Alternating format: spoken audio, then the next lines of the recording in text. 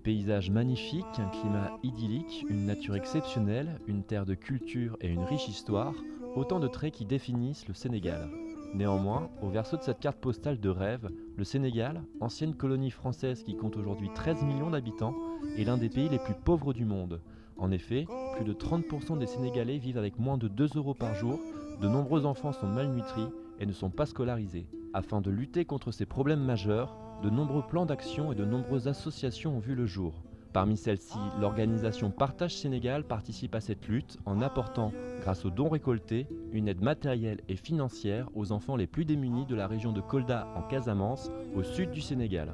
À cet effet, l'association a organisé comme chaque année une grande brocante à Saint-Martin-en-Campagne du 1er au 11 mai 2014, l'occasion de rencontrer la présidente et une membre emblématique de l'association. Interview.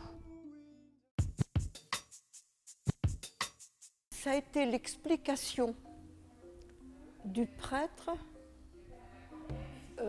dont on m'a demandé de prendre soin pendant un mois, de manière à ce qu'il puisse aller faire ses élébrations. Et il s'est avéré que, le recevant chez nous, il a eu l'occasion de nous expliquer le problème qui se passait du centre de malnutrition. C'est-à-dire qu'elle n'avait plus un sou pour gérer et que les enfants mouraient. Les enfants qui arrivaient au centre mouraient parce qu'elle n'avait plus pour donner à manger, et alors que c'était des ONG qui l'avaient monté en 93 et 97, on la laisse tomber. Quand ce prêtre a expliqué ce qui se passait dans son pays et la misère qu'il pouvait y avoir, et le fait que les mœurs de l'époque faisaient que les femmes ne savaient pas vraiment élever leurs enfants et risquaient de les laisser mourir par le manque de connaissances et de puériculture et les manques de moyens financiers aussi. Nous étions choqués de savoir que des bébés en pleine brousse qui n'avaient pas demandé à venir au monde, eh bien, mouraient parce qu'il y avait un manque d'argent, un manque de nourriture. En 2000, il s'est créé donc une première association, les enfants de Vélingara.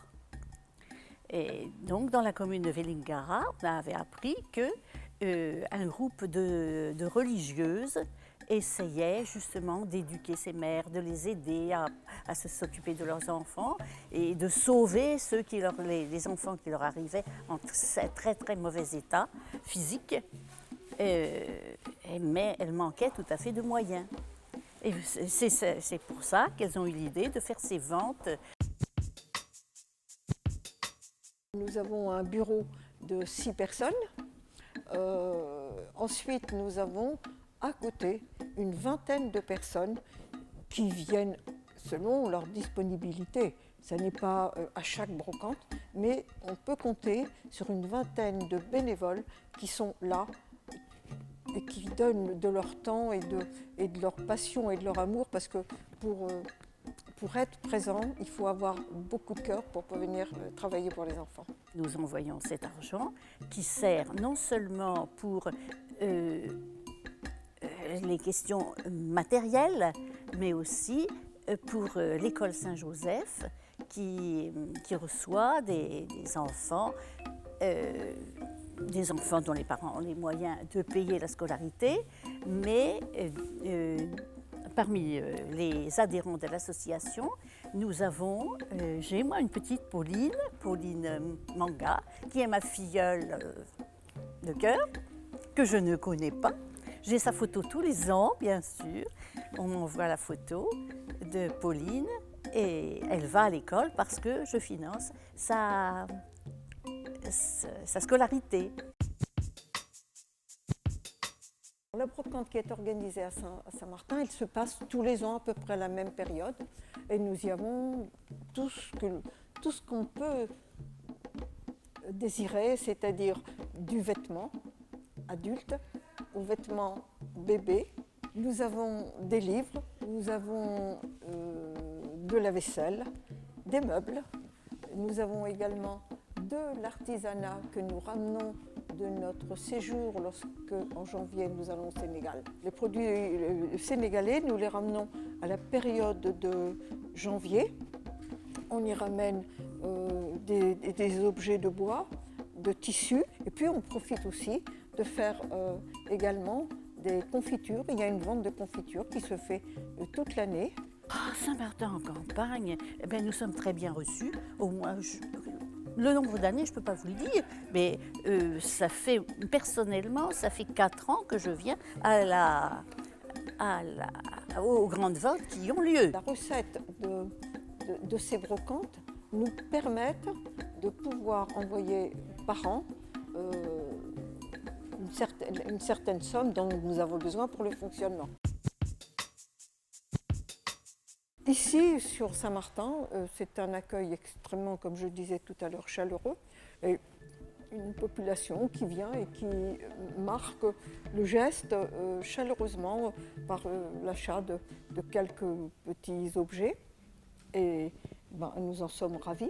Dans nos brocantes, telles que là à Saint-Martin, beaucoup de gens nous apportent ce qu'ils ne désirent plus garder.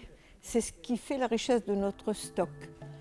Dans tout passage, quelle que soit la ville, on nous apporte ou du vêtement ou des meubles.